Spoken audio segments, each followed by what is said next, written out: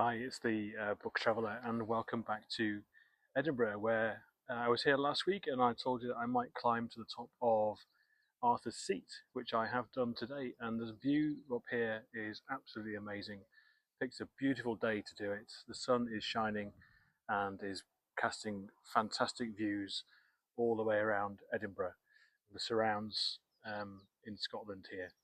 But I've come up here to carry on reading the next chapter of the Mosquito and drop my page marker, but I'm going to go straight into chapter 9. Denmark's attitude had begun to get under Hitler's skin. His neighbours' self-possession and reserve signalled a lack of respect. The Danish, he thought, were arrogant, and King Christian's insufficiently fulsome acknowledgement of a long birthday telegram sent by the Führer in September 1942 only proved it. My utmost thanks, Christian Rex, might as well have been, yeah, thanks, whatever, and Hitler, insulted, responded furiously. Cecil von Rentefink, the diplomat who'd served as the Third Reich's representative in Copenhagen since the invasion, was recalled, and in his place Dr. Werner Best, an SS contemporary of Heinrich Himmler, and Reinhard Heydrich was installed as Reich plenipotentiary, and General Hermann von Hanneken as head of Wehrmacht in Denmark. The former during his time as Germany's chief civil administrator in occupied France, and earned the nickname the Bloodhound of Paris. Von Hanneken, a general with a reputation for toughness, was given specific instructions by Hitler that Denmark was to be treated as an enemy country ruled using a puppet government made up of Danish Nazis. But it wasn't how Hitler had wanted things to pan out. Denmark was supposed to be a net gain for Germany, and since 1939 the share of Danish agricultural produce exported to the Reich had gone up from 23% to 75%. Denmark provided for up to 15% of its bellicose neighbours' total food needs. A tussle for control between the Foreign Ministry, the Army and the Nazi Party machine had seen the diplomatic corps win the day. To maintain the smooth supply of meat and dairy products from what the soldiers were posted there, referred to as the Cream Front, Denmark was to be governed with a light touch. This was in accordance with principles at first defined by Werner Best himself. He was a lawyer with a reputation for efficiency. He had produced the legal framework used to justify the creation of a Nazi police state, and as administrative head of the Gestapo in the 30s, had introduced a large motorized index card filing system of his own design to keep better track on enemies of the state. Always intent on order, process and analysis, Best embarked on a tour of European capitals that resulted in a sort of taxonomy of occupation. He defined 4 different categories of German rule: associative, supervisory, ruling and colonial, each level placing a greater administrative burden on Germany. While Best's icy detachment was chilling, he remained an exceptionally able administrator whose decisions were driven by pragmatism and self-interest. Ironically, Best's racism and a belief that taking his associative approach in Denmark was the best way to bring the country into an integrated pan-Germanic Greater Reich saw him resist all pressure to impose a harsher regime in Denmark. Greater oppression, he argued, would be counterproductive. In line with this view, Best allowed parliamentary elections in March, demonstrably free and fair, defeat for both the Danish Nazi Party as well as those campaigning against continued cooperation with the occupiers provided Berlin with a rare propaganda coup. The democratic vote provided evidence that Denmark's population had accepted the unhappy status quo imposed by their neighbours. After the ructions of the Royal Telegram crisis the previous year, it appeared that the shrewd and urbane SS lawyer had got the situation in Denmark back on track. In a report for the Foreign Ministry in Berlin in 1943, Best reviewed the state of the nation. A compliant, legal government had been re-established because of the goodwill of the farmers under his regime. Danish food exports into Germany were up. So too was industrial output. The icing on the cake was how little it cost the Reich. Compared to Norway, where a population of under 3 million required 3,000 Germans to administer the regime, Denmark, with a population of 4 million, needed just 89. There was 1 German for every 15,000 of the French population. In Denmark, the figure was 1 in 43,000. Even the efforts of enemy agents parachuted in because they wished to explode the smooth running of Denmark couldn't unsettle things. Even though von Hanneken was apparently nervous about them, Best thought the levels of sabotage were insignificant and would have no impact on his own plans. proudly concluding that Denmark was the quietest place in Europe, including Reich territory. His assertion proved to be spectacularly ill-timed. Von Hanneken was right to be concerned. While Best's optimistic appraisal of the situation in Denmark enhanced his own reputation in Berlin, it had papered over some increasingly troublesome cracks. Following the RAF Mosquito raid on the Burmeister and Vane plant, the BBC Danish service worked hand in hand with the Political Warfare Executive, a clandestine propaganda organisation spun out of SOE in the summer of 1941. Fanned the flames of the resistance. The first BBC broadcast to Denmark was transmitted at the end of the first day of the German occupation in April 1940. From London, the Danish speaker announcer reassured his shocked country that seeing them brutally invaded by Germany had only strengthened the pressure resolved to pursue the war. For the next 3 years, the Danish broadcasts have been relentless in trying to undermine the German position in the minds of the Danish public, but as the RAF raid on Copenhagen acted as a watershed.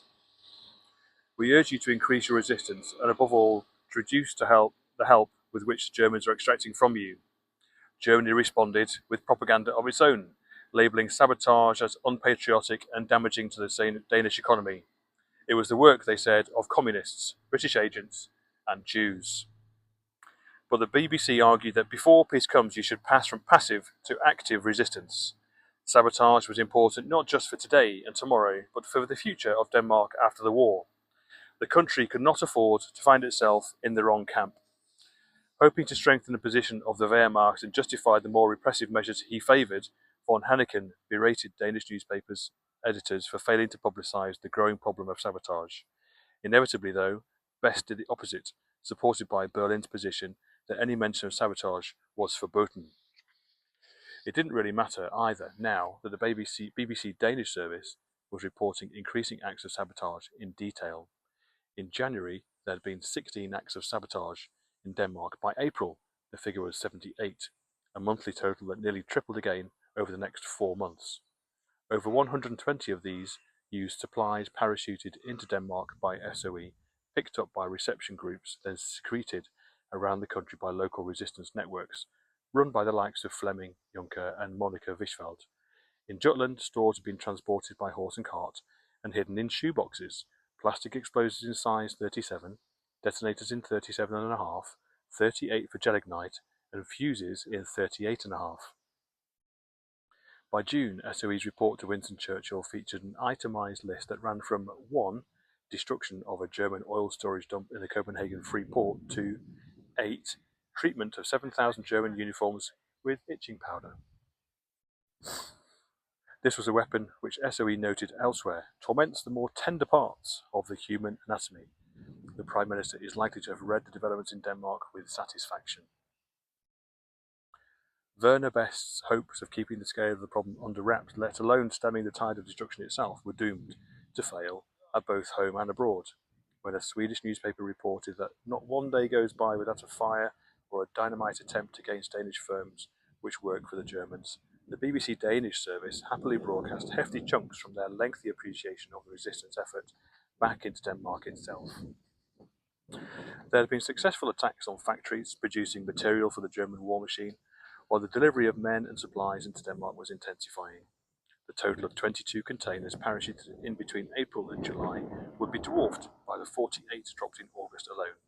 But each reception committee laid on by the resistance to receive them was a risk of discovery by the Germans.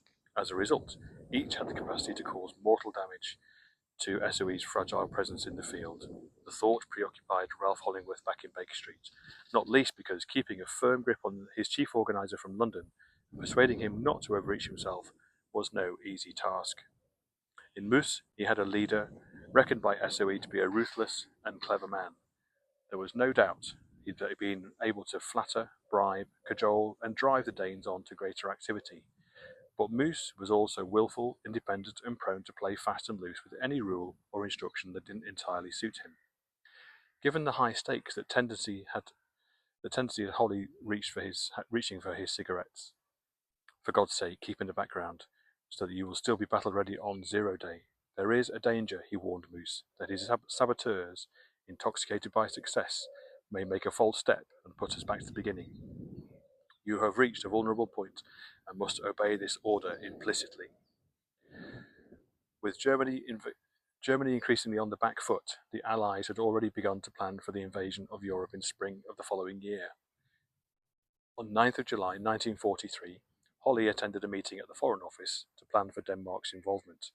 To ensure that Denmark played its part in tying up German reinforcements, Hollingworth was urged by both the Foreign Office and the Military Joint Planning Staff to instigate a crescendo of resistance activity designed to reach a climax in October. Concerned that ramping up the campaign too early risked the premature collapse of Moose's sabotage organisation, codenamed Table, long before it could play any more visible role on D-Day. Hollingworth resisted, arguing successfully that the resistance's maximum effort should be timed to coincide with the invasion itself. Alongside active resistance fomented by his department, he asked that every effort be made to maintain a German expectation that Allied troops would land in Denmark. Perhaps, he suggested, overt air and sea reconnaissance of Jutland's west coast would help in that regard. The political warfare executive were to be directed to reinforce the point, and there was even a hope that Bomber Command might be persuaded to return to Denmark in support of the sabotage campaign if, recorded the minutes, Air Marshal Harris might be induced to regard such diversionary bombing with a rather more favourable eye than hitherto. In mid-July, Hollingworth drafted instructions outlining the role required of Moose and the resistance now and in the future. Table was to focus exclusively on covert sabotage until further notice. He gave no hint of the timing of D-Day and was careful to remain ambiguous about where an Allied landing might take place, allowing Moose to draw the conclusion that Denmark was at least a possibility. Until Baker Street ordered an intensification of the campaign, it was expected that, while frustrated and inconvenienced by sabotage, Germany's hands-off approach to the occupation would remain and so preserve Table intact for when it would be most needed in support of the invasion. Have I made this clear to you? Holly emphasised. Committed to microfilm, the message was couriered to Denmark by a pair of SOE agents who parachuted in near Madam Lake on the night of 26th of July, and before returning home from its 8-hour mission to Jutland, the Handley Page Halifax 5 from 138 Squadron that had carried them dropped a container holding a 12-pound limpet mine. It would set in motion a chain of events that would determine the course of the rest of the SOE's war in Denmark.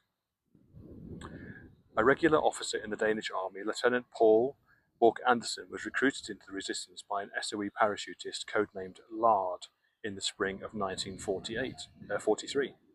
Supplied with explosives dropped into Denmark by the RAF, Borch Andersen quickly built a sabotage network nearly 75 strong, split into autonomous cells of 5 or 6 saboteurs. But for his next operation, the Danish army officer had an eye on a young man he'd met through the local orienteering club. 23-year-old Sigurd Weber was staying with his parents when Borch Andersen knocked on the door. Weber let him in. Was it right, he inquired the visitor, that he worked in the Odense steel shipyard? Weber confirmed that he had a summer job working as an electrician. On the Linz, asked Borch Andersen. The 3,500-ton ship had been designed to transport fruit between South America and Germany, but after being launched in Poland, she had been moved to Denmark for fitting out as a mine layer for the Kriegsmarine. Named after the town in Austria where Hitler had spent much of his childhood, the Linz was destined to join a fleet used to deny access to the Baltic to the Allies. Weber replied in the affirmative. That's good, Borch Andersen told him, because we have to sink her, and you have to do it. Ashamed of Denmark's capitulation to the Germans, Weber had been given some training in sabotage by a communist friend, but had not previously had an opportunity to put it into practice. 2 days later, he took possession of the limpet mine dropped from the RAF Halifax. Weber took 10 yards of the string used in his parents' bakery to tie up cake boxes, put it in his lunch bag with the mine, then cycled to work. He stashed his bag under a bench in the locker room and waited for an opportunity. On the first day, there was no way past the cordon of 50 or so German guards watching over the ship. The next day, he took advantage of a shift change to smuggle the bag aboard in the company of some fellow electricians. It was lunchtime. After crossing the gangplank, Weber moved aft quickly, conscious that He only had a brief window before the guards returned their attention to the ship. Using the string he'd brought with him, he lowered the mine down the warship's side until it sat just below the waterline next to the engine room. Weber felt the 6 magnets clamp onto the steel hull and made his escape. In and out in 5 minutes. 8 hours later, at 9:05, when the shipyard was empty, the limpet mine blew a hole in the side of Linz below the waterline, which scuttled her. When Weber innocently returned to work the next morning, he was fired. The Kriegmarine's new mine layer was no longer in need of electricians. There was simply nothing more for him to do. But he and Bork Anderson had already triggered a reaction that would fundamentally change the landscape in Denmark for the rest of the war. In response to the sinking of the Linz, the Germans sent armed guards into the Odense steel shipyard to watch over those who still had jobs. The dockers refused to accept it and immediately came out on strike. It triggered a walkout across the whole of the Odense that saw up to 5,000 people abandon their jobs. Events began to snowball, and the mood across the whole of Denmark became more febrile. As late as early July, Werner Best had assured Himmler that his light-touch approach in Denmark would pave the way for happy long-term relations between pro-German Scandinavians and ourselves, and Himmler had responded, he thought, with a certain enthusiasm. But as July turned to August, 20 acts of sabotage a week against factories, shipyards and railways had spontaneous uprisings in provincial towns across the country proved his optimism to be misplaced. And neither did Flemming Moos have any intention of holding back on sabotage at this point, viewing it not simply as a vehicle for degrading the German war effort, but as a means for forcing a decisive break between the collaborationist Danish government and the people. When Holly had earlier suggested that his chief organiser take his foot off the throttle to avoid things getting overheated, Moos responded that it's awfully nice of you to think of giving us holidays, but I'm afraid Mr. Hitler won't agree. Now any hope that Holly was going to be able to rein in Moos's wave of sabotage had fallen victim to the accelerating spread of unrest in Denmark. SOE was simply going to have to ride it and see where they ended up. At the end of the first week of August, Baker Street received a signal from Moos that finally forced their hand. SOE recorded Moos's prediction that, if the present rate of sabotage continued, the Germans would be forced within 3 weeks to take over the Danish administration. Discussed on a high level inside SOE's London HQ, it was accepted that the fast deteriorating situation in Denmark meant that the time had come to help that along and oblige the occupiers to take action they could so ill afford.